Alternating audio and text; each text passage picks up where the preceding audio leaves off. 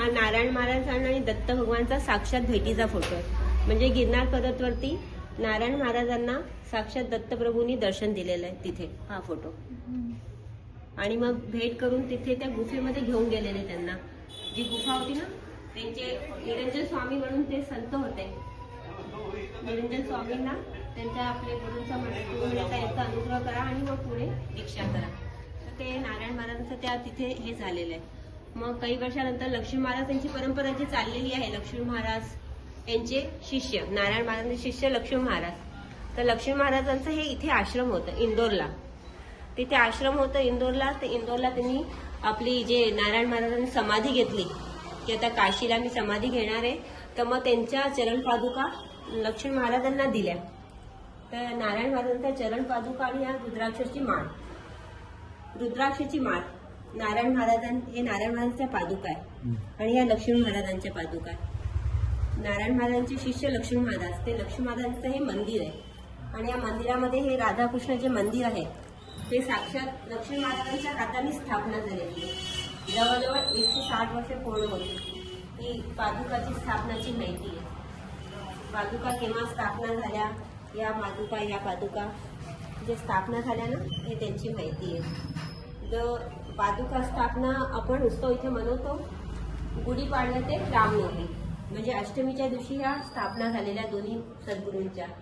तर ह्या स्थापनासाठी रोज आपलं इथे सद्गुरूची निरंजन स्वामी महाराज आहे ना, म्हणजे यांचे गुरु नारायण महाराजांचे गुरु निरंजन स्वामी, त्यांचं रोज चरित्र वाचन इथे असतं आपल्याकडे गुढीपाडवा ते रामनवमी.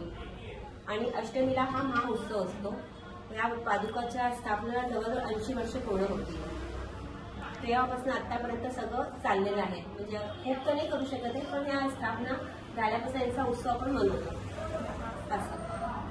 तर इथे लिहिलेलं आहे टाकी महाराज, जे जोगेश्वरी टाकी महाराज ऐकलंच ना तुम्ही लोकांनी, तिथेशी त्या टाकी महाराजांनी ह्या स्थापना केल्या होत्या. त्यांच्या हाताने इथे या स्थापना झालेल्या आहेत पादुकांच्या. आणि ही आतमधलं ही परंपरा जी आहे म्हणजे लक्ष्मी महाराज, बलवी महाराज, ठकूताई सगळी चाललेली परंपरा आहे.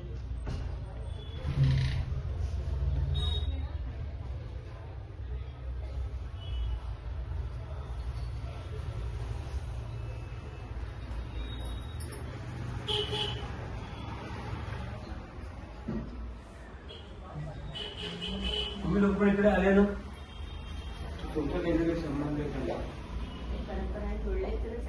ते तर जोडलेच आहे, पण तुम्ही पण इकडे काही सेवा देत होता पहिला. माझ्या आजी सासूबाई आहेत, त्या लहानपणापासून या आश्रममध्ये राहिलेल्या आहेत. आता लक्ष्मी महाराजांचे जे शिष्य मंडळ होते उमाबाई नवाळे, नवाळ्यांचं मंदिर असं उमाबाई नवाळे, ह्या आजी आमच्या इथे राहिलेल्या आहे लहानपणापासून. मग लग्न झालं आजोबांबरोबर, मग ती परंपरा इथे चाललेली आहे, तेव्हापासून आपण करतोय असं. आता मी पण संपत हंडे गुरु महाराजांकडून त्यांची दीक्षा घेतली आहे. आपल्या संत ह्याच परंपराशी जोडलेली आहे मी पण. गुरु महाराजांची पादुका आणि बोल ना बाबा काय काय चिकन बॉक्सचं इथं दुकान आहे. सर्दी थोडी